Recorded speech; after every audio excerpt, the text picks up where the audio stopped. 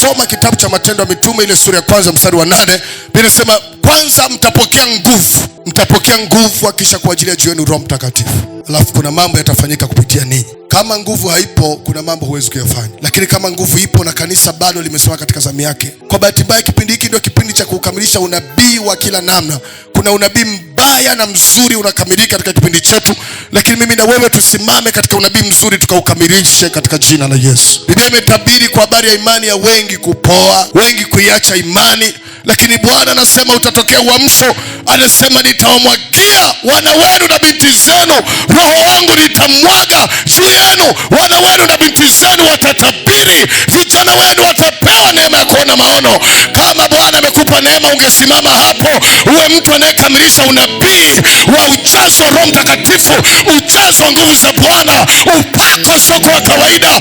Hatukamilishi unabii wa anguko, hatukamilishi unabii wa mateso, tunakamilisha unabii wa rohoni, unabii wa upako na nguvu ya Bwana.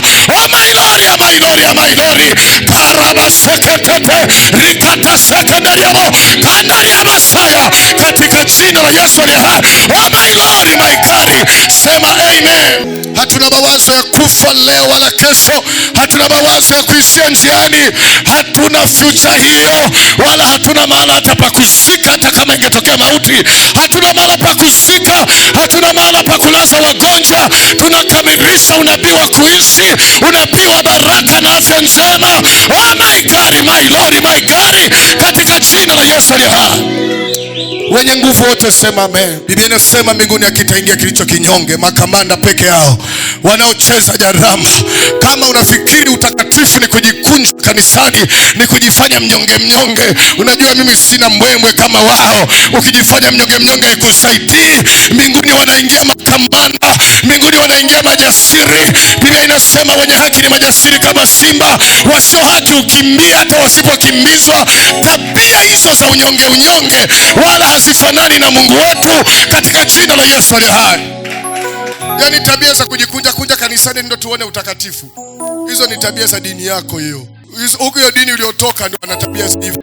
Lakini watakatifu wa upande wa Bwana ni majasiri kama simba. Sura zao ukiziangalia ni sura ambazo haziogopi chochote, hazina hofu kwa Mungu wao, zinamwamini Bwana kwa namna yote ile, katika jina la Yesu aliye hai. Kama hujavikwa roho ya simba wa kabila la Yuda, bado hujamfangania simba. Lazima uwe na roho ya simba. Sura yako ni simba, ukitembea ni simba. My God, my Lord, katika jina la Yesu aliye hai, sema amen. Si wa kawaida. Wanaoshindana na wewe lazima ulimi watoke, lazima waembe juu. Wanaofikiri wewe ni wa kawaida lazima wafike mahali watangaze kwamba wewe ni mchawi, sio binadamu wa kawaida, katika jina la Yesu aliye hai. Wananielewa na aseme amena. Kama hujafika hapo, sura yako ni sura gumegume, sura ambayo haikati tamaa, sura ambayo haichoki, sura ambayo haitishi, haibabaishi. Unapita kwa vyovyote vile, katika jina la Yesu aliye hai. Ni furaha ya Mungu na moyo wa Bwana huwa unaamka ukiwaona watu wana nguvu ndani yao. Moyo wa Mungu huwa unapikimbia, moyo wa Mungu huwa unakwenda haraka akiwaona watu bado wana upako, ni majasiri, wana nguvu ya Mungu ndani yao, moto unawaka ndani yao. Ni furaha ya Bwana uone moto unawaka ndani yako, aone bugujiko limo. My God, my Lord, karapasata yakatasete, kwa jina la Yesu aliye hai. Ni furaha ya Bwana pepo asisimame mbele yako, uchawi usisimame mbele yako, laana isisimame. Mbingu zinajidai, ufalme wa Bwana unajivunia, katika jina la Yesu aliye hai. Tabia ya unyonge alianzisha Adamu baada ya kuanguka dhambini. Ndio alijitia unyonge, akaenda kujificha na majani. Hizo ni tabia za walioanguka. Dhambi huwa inaaibisha, dhambi huwa inamfanya mtu anajiona kwamba hakidhi, akichungulia wengine anaona kama mtazama. Lakini kama Bwana amekusaidia, lazima uwe jasiri hata ukiwa nyumbani mwa Bwana. Upole haukufanyi tukuone kwamba huyu atakuwa ni mtakatifu sana. Upole unatufanya tukuone kwamba huyu kuna jambo amelifanya, kuna tatizo. Lazima uwe na hali ambayo ni Mungu amekuzaa. Wewe ni mtoto wa Mungu. Hofu ya nini? Mashaka ya nini? Hali ya kujifanya mnyonge ya nini? Wewe ni mtoto wa Mungu. Elewa Mungu hata Hata wapagani waliozaliwa na wakubwa wanatembea kifua mbele. Hata wapagani waliozaliwa na wafalme hawawi hivyo. Kuna namna wamejivika ujasiri kwa sababu ya baba yao. Kwa nini wewe usitembee katika roho ya Mungu aliye hai? Yesu akutetee. Nasema na mtu aliyeokoka, Yesu akutetee. Nasema na mtu aliyeokoka, Yesu akusaidie. Na leo hapa nitakuponya magonjwa yaliyoshindikana, nitafungua vifungo vilivyoshindikana, kwa kuwa Mungu anakaa ndani yangu. Bwana ameniamini nikuponye, na lazima uwe mzima by power, by force. Lazima uinuke ukiwa unatembea. Tunazo shuhuda za watu wengi hapa waliokuja hawawezi, waliokuja kabisa wanabebelewa. Aliyefanya nyakati zile yuko hapa leo, na kuna jambo litafanyika. Bwana asifiwe. Leo unainuka katika jina la Yesu aliye hai. Hata wewe uliyeinama moyo wako, leo unainuka. Leo unainuka, nakwambia leo unainuka. Leo unainuka. Leo unainuka, na utainuliwa kwa upya katika jina la Yesu aliye hai. Na usikie maneno haya, sio mimi, ni roho inayoyatamka, wala sio mwanadamu, ni Mungu mwenyewe. Nakwambia leo unainuka. Na taarifa hii iende mpaka huko nyumbani kwenu, mpaka kijijini kwenu. Waliokufunga, waliokukamata, wasikie kwamba leo unaachiwa huru. Leo unainuka kwa jina la Yesu aliye hai. Waliokamata tumbo lako la uzazi, waliokamata miguu yako, waliokamata kifua, waliokamata afya yako, wasikie habari hii. Leo kuna tangazo Bwana amelitoa. Lazima uinuke uwe mzima kwa jina la Yesu aliye hai. Yaani injili hii inahubiriwa hapa, nasikia kuna mapepo tayari wako wanatetemeka hapa. Tayari kuna nguvu naisikia, haiko salama. Oh my God, my Lord, katika jina la Yesu aliye hai, nasikia nguvu ya Mungu mahali hapa. Moto wa Bwana uko hapa, Roho Mtakatifu yuko hapa. Mapepo leo watakamatwa, leo watapigwa kwa moto katika jina la Yesu aliye hai. Sasa tukikwambia Bwana ametupa neema na lazima tufufue, lazima vifufuke.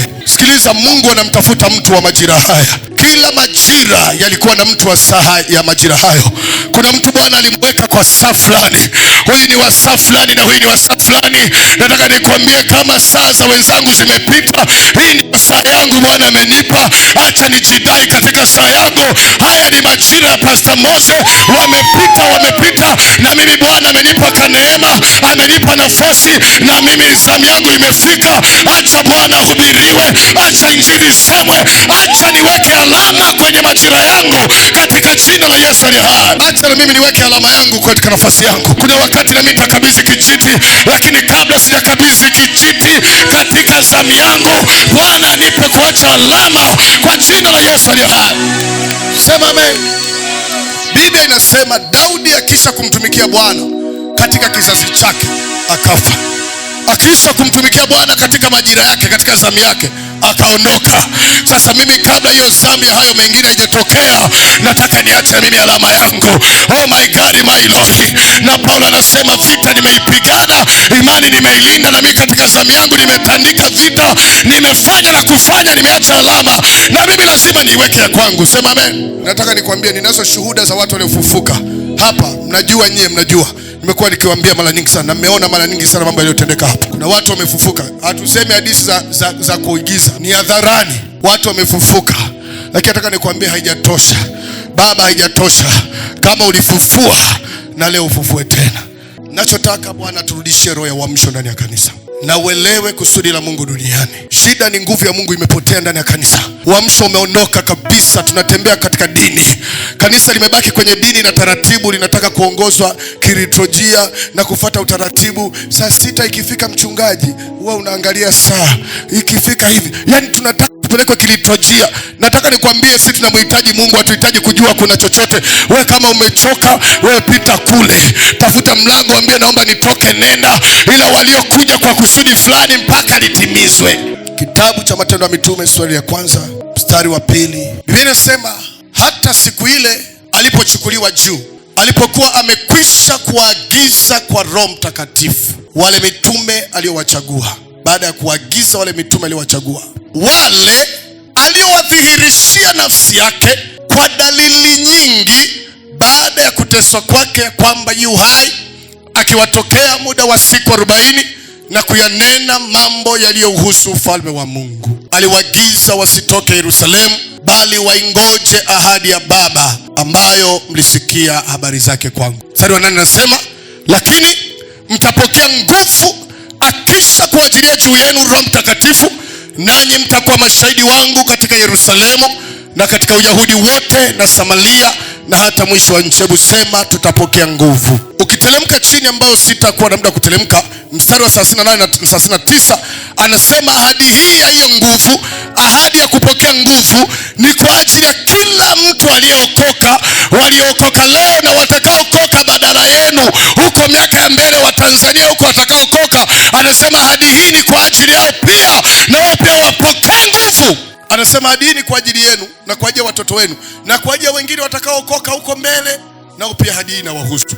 Sasa rudi mstari wa 2, ndio una point yangu. Anasema hata siku ile alipochukuliwa juu, alipokuwa amekwisha kuagiza kwa Roho Mtakatifu wale mitume aliowachagua, mstari wa 3, wale aliowadhihirishia nafsi yake kwa dalili nyingi. Neno hili dalili nyingi, ukisoma katika Biblia zingine, kitabu cha tafasiri rahisi kueleweka na tafasiri zingine, tukisoma kitabu cha Kiingereza, haziiti dalili kwa sura ile unayoifahamu.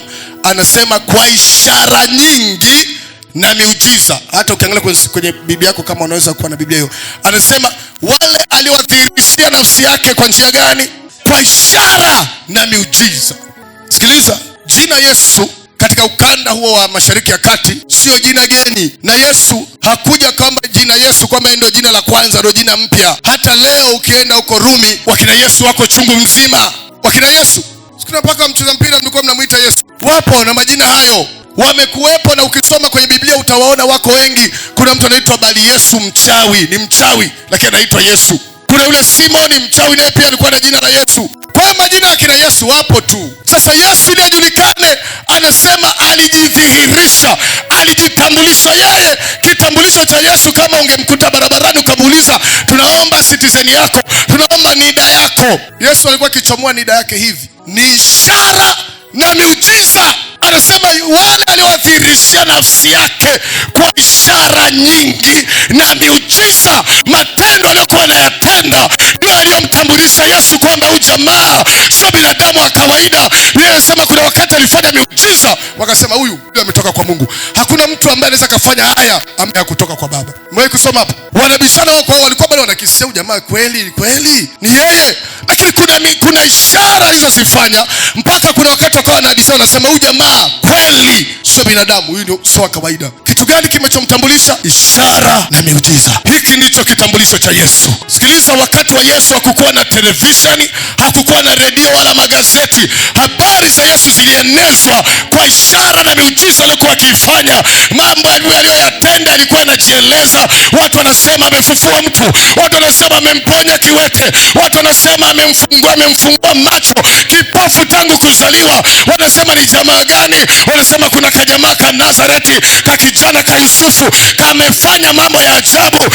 Ishara na miujiza ndio kilikuwa kitambulisho cha Yesu. Sasa mimi leo nimekuletea Yesu mwenye kitambulisho hicho. Sikwambii Yesu yule Yesu Yusto, sikwambii Yesu wa majina yale mengine. Atajulikana kwamba huyu ni Yesu wa kweli yule, au ni yule Yesu wa majina mengine, kwa njia ya ishara ambazo nataka zifanye kwako, kwa njia ya matendo makuu, kwa miujiza. Yesu ajulikane kwako kwa matendo makuu. Yesu ajulikane ndani ya nyumba yako. Sema amen. Yamkini nilikutana na Yesu feki, lakini huyu wa leo kama ndo yule wa Nazareti, naomba ujionyeshe kitambulisho chako. Nionyeshe kitambulisho chako kilichoandikwa ishara na miujiza, matendo makuu ya kuinua, ya kuponya, ya kubariki, ya kubadilisha historia za watu. Hicho ndio kitambulisho cha Yesu, na leo ninamleta akiwa na kitambulisho chake. Atakuonyesha nyumbani mwako.